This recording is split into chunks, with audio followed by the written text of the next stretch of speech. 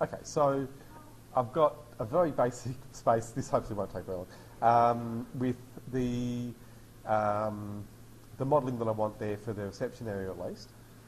And I put in a couple of materials, but I thought while I'm doing this, I can quickly show you how materials can be assigned to different objects, or remind you. Hopefully this is something you're already getting well and truly used to. So here I've got a wall.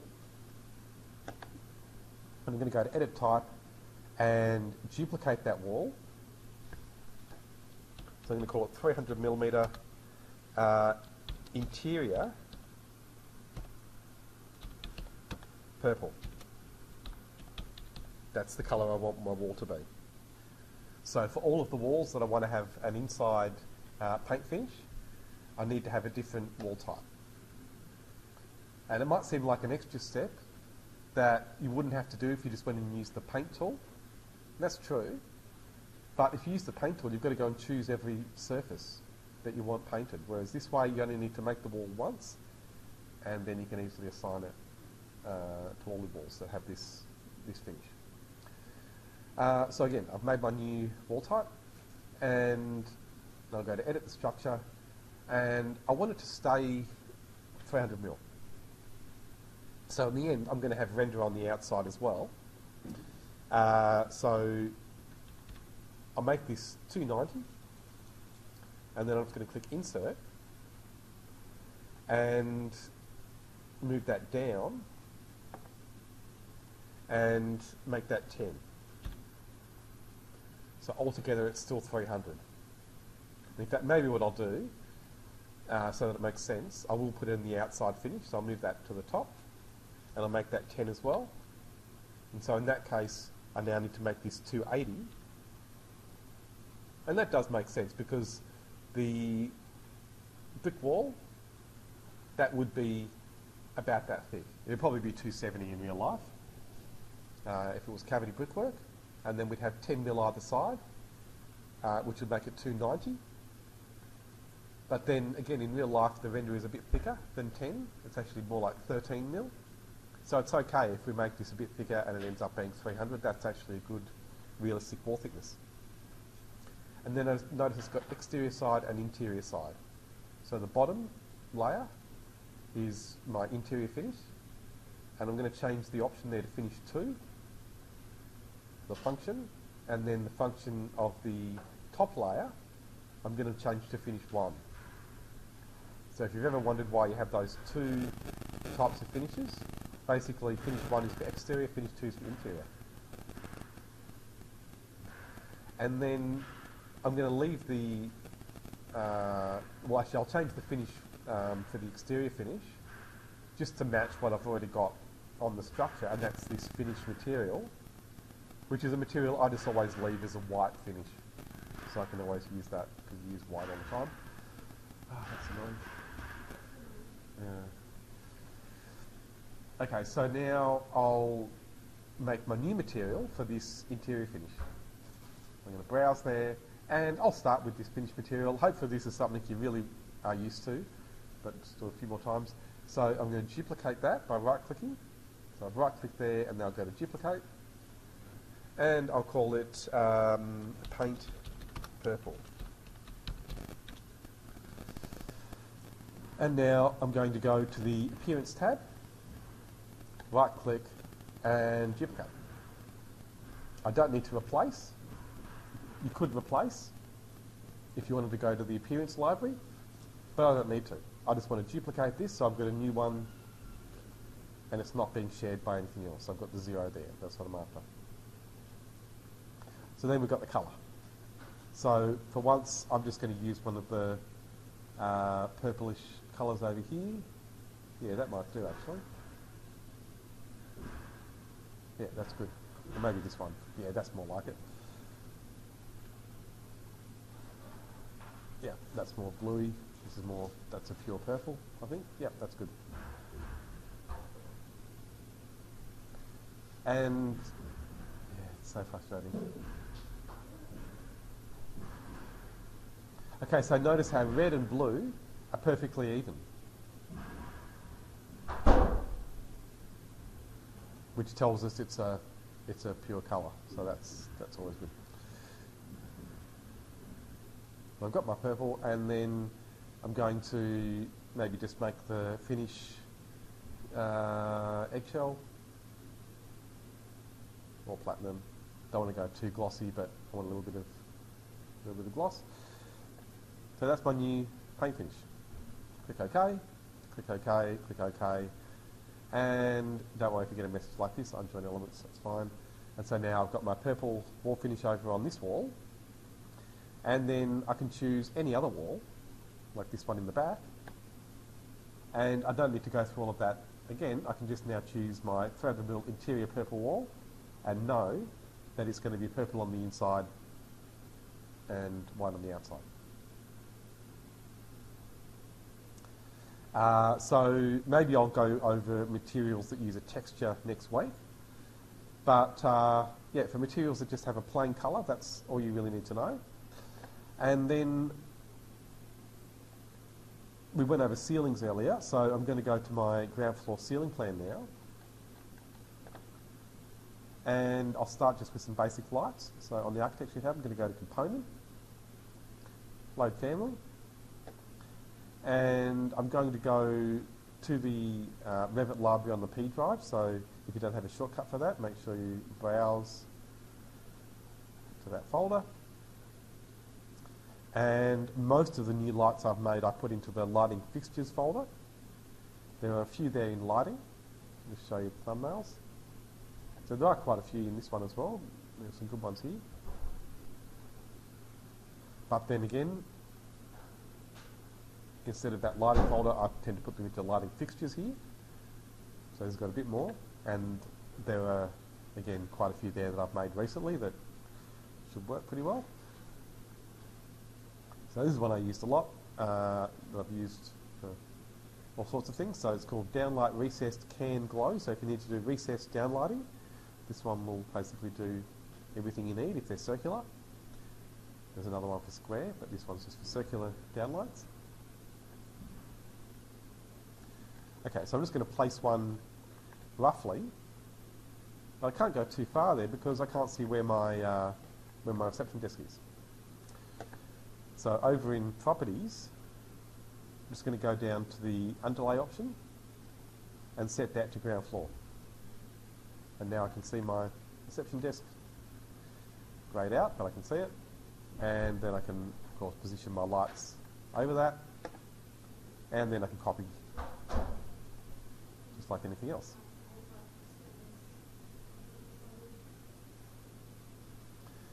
You'd think they'd know to use the lift. There is a lift.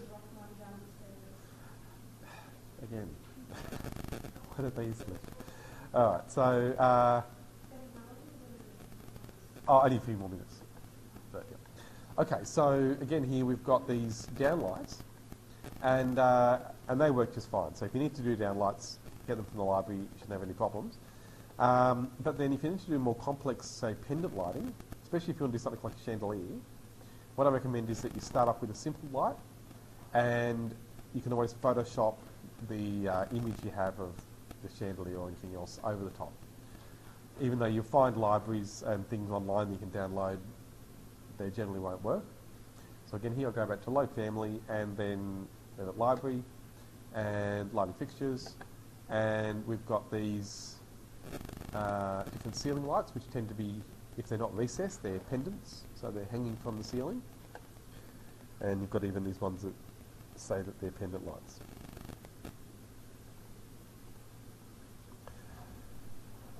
So this is one that I've made called Square Unhosted Downlight. That's also a pendant light, but it's not hosted. So I use that one quite a bit as well because it doesn't rely on you having a ceiling. So you can put that anywhere. And the same with the one next to it, Round Unhosted Downlight. So again, that one works a bit like some of these other pendant lights, but again, you don't need to have a ceiling. So it's much easier to adjust. So you're welcome to use those. This one here as well, Standalone Bulb Linear, that's just a floating light. So I'm going to start though with one of the simpler pendants.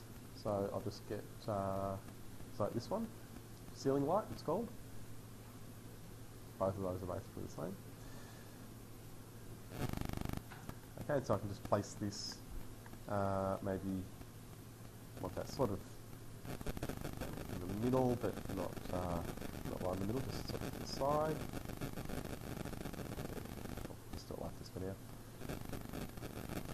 Okay, now they're not lined up, so the good thing I can show you to line these up, we can always use the align tool. And lights come with an alignment edge, so when you pick the centre, you can line any other light up really easily.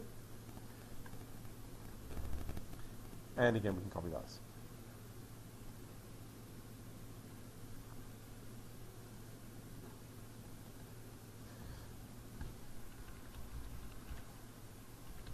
Okay, so that's all I want to put in there for now. And then I'm going to go and test it. So this is the way you should always work with your lighting. Don't put in all of your lights and then come back and test it at the end. So here you can see already these lights are far too low. So I'm going to select in these with control. And then I'm going to go to edit type. And you can see there it's got a dimension that is probably the height, but it's just called HT.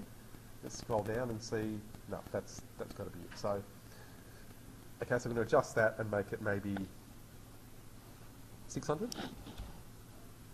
Click OK, and it's brought up all our lights. But you need to experiment and check out the properties you've got for each light.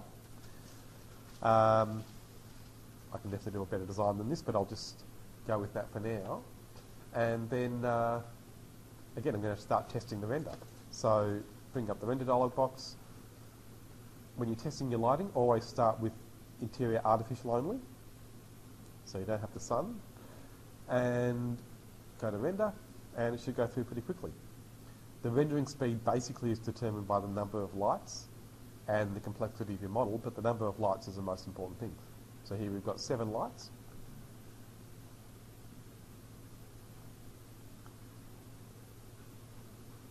Now, that should be enough. So if it's not bright enough, you can always go to adjust exposure and then just drag that slider at the top there to the left a little bit to make it brighter, click apply, and I can see the result. So I can take this a fair way because essentially here, the bottom of those light sources, that's already white. So it can't get any whiter than white. So if I take it more to the left, I'm just going to look for other overexposed areas. So here, now I've got one. So notice how the top of that reception desk is already white, or so now it's white, and I don't want that to be white. I want that to still have some of the original colour, so I go back to the right and make it a bit darker. So that's about as far as I could probably go with the exposure. Maybe a bit more, maybe 5.9, or I can just make that exactly 6. Should be about what I want.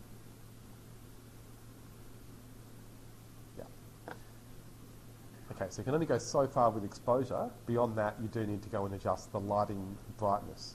So I can select one of these lights and then go to edit type. And just to get you started with your lighting adjustments, it's generally going to be down the bottom for every light. You'll find this photometrics panel. And the brightness is initial intensity. That's your brightness setting. Don't worry about the light loss factor, you shouldn't need to adjust that. So again, just initial intensity, click on that button next to it, and if it's got this wattage option, usually you want to change that to the second one, luminous flux, and that just gives you a value in lumens, and 2400 is actually quite bright. So I want to bring that down. It's too bright for most of the interiors I do. I'd want that to be no more than about 1000. Now, to balance that out, I'm going to select one of these downlights and check what they are. So if I go to edit type, and then again scroll down, click on the lumens, and yeah, so that's a bit bright as well. So that's 1800. And to get a feel for the brightness of your lights in lumens, have a look at the lumens when you buy your light bulbs. It tells you on most light bulbs these days what the lumens are. So again, I'm going to take this one down to 850, that should be about right. So now I'll go back to render again.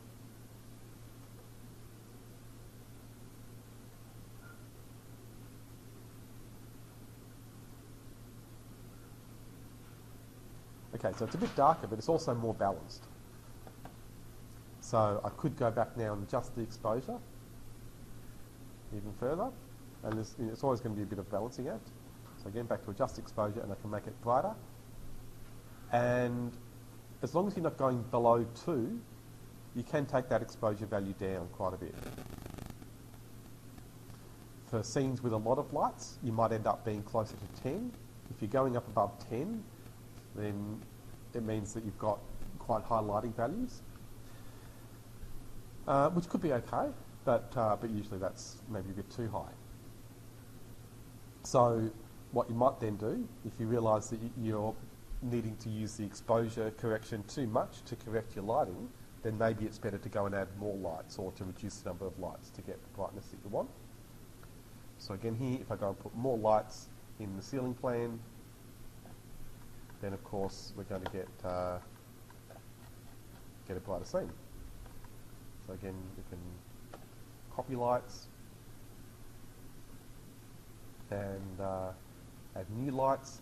It's good to have some different kinds of lights, so as well as having ceiling lights, if you have a few floor lights and wall lights, that can help to balance the lighting out, and that's actually a real trick of a lot of interior designers, especially for smaller spaces.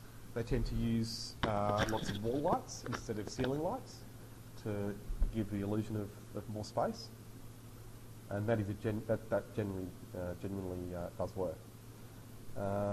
So again, lighting fixtures, and then you'll see we've got some floor lamps there, and they work pretty well. Floor lamp ceiling. What's that? Okay, so I just grab this one. I'll just check that it's doing what I want. So I'll put that into the ceiling plan. But let's see in the 3D view. It's going all the way to the ceiling. That's a bit of an odd one. Okay, so yeah, that one's okay actually. So it's just very high.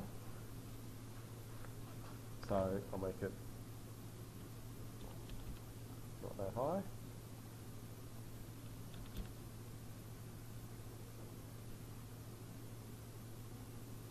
Yeah, okay, it doesn't want to do it. This one's set up to go to the ceiling, so that's a bad one to choose. I'll just go and get a different one.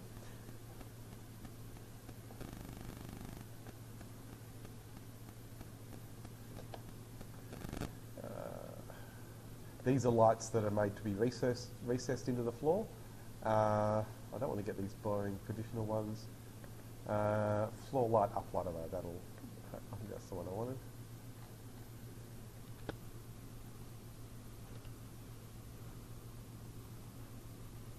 Yeah, that's better. Okay, so maybe we can see if the height's adjustable. Yeah, make it a bit higher than that.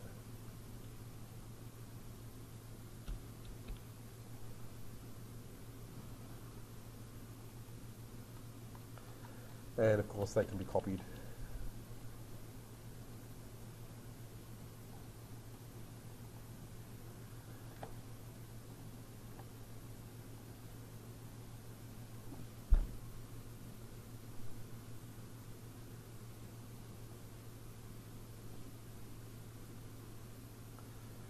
Okay, so again, that is a very bright light. So again, needs to have the intensity adjusted just like the others. Oh boy, yeah, 4,000. Okay, so that's, again, if you're using that benchmark of about 1,000, that's obviously very, very bright. And because it's close to some walls, I'm going to make this one not too bright, so maybe 500.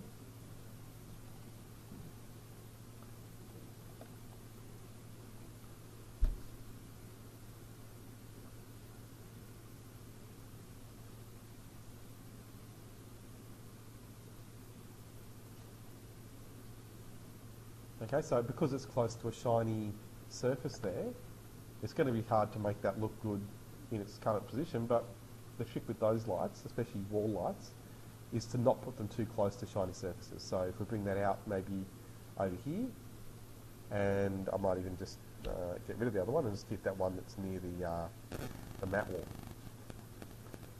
And there is a real art to light placement, and again, shiny surfaces can be quite difficult to work with. even though in renders, shiny surfaces sometimes are the ones that look the best.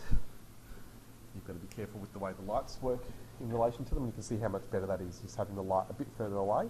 And your matte surface, it's fine, you'll get that nice glow, but again, shiny surfaces, a bit harder to control. Okay, so you can see just with a few lights, we can get a nice diffuse lighting solution.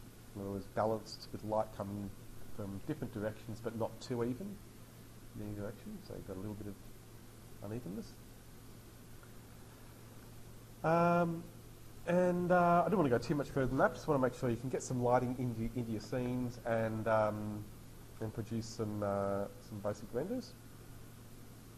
And so then the final thing I'll just remind you about is the cloud, because that's something I've noticed maybe because it's not such a new thing anymore. A few years ago it was the big new thing everyone was using all the time, but now maybe everyone's used to it. But still can give you great results. So make sure you know to use the cloud. So on the View tab, Rendering Cloud, and well, just make sure you've got your Autodesk account details so you can sign in, and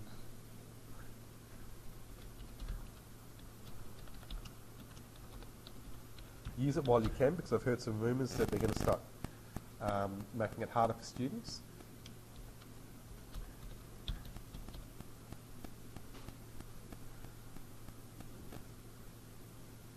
Okay, so I'm signed in, now I can just click Rendering Cloud, and because I've done the render setup already, it'll go through automatically. Okay, but it does use some of the settings that you put into that render dialog to start with. So do that first, set it all up, and then send it to the cloud. I'm going to set it to large, and I'm going to set the render quality to final. And that's it.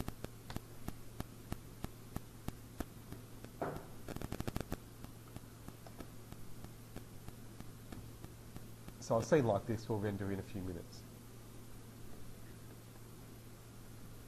Okay, so then to see the renders, you just go to the rendering gallery, the render gallery option on the View tab there, and that will open up your account in a web browser.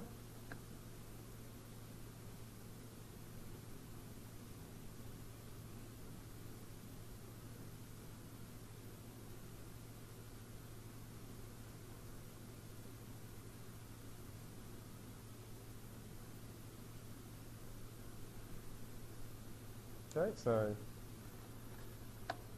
there's the new one.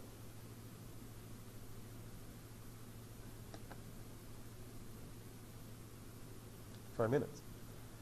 And there we are, it's even showing us already how it's looking. And it does change the lighting. When you do Rendering Cloud, it adds in lots of what are called point lights to balance out the lighting for you. So it's a bit harder to control precisely, but it can give much better results than the local render.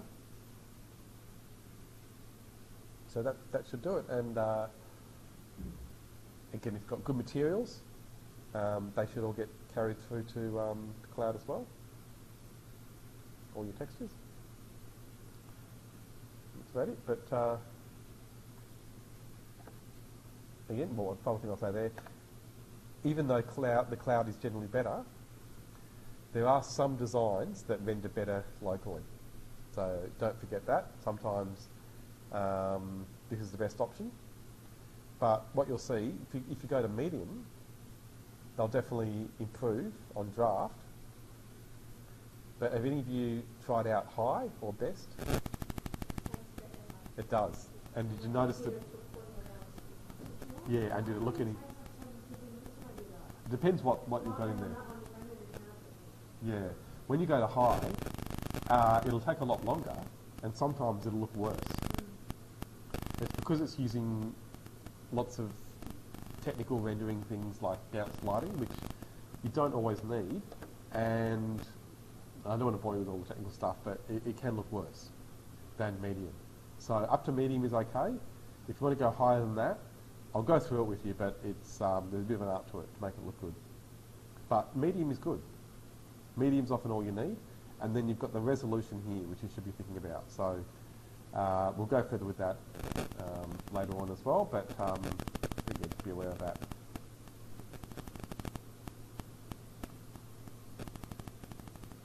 So I'll let this one start. It's rendering away. It's going to be all right. But you can see that this part here that was quite clearly visible in the cloud render, that's still quite dark there. But then notice in the cloud one, it's lighter. So there are differences. And so that's the cloud. That's finished. So I think for your projects, the cloud probably is going to be the best option, but you're going to have to experiment.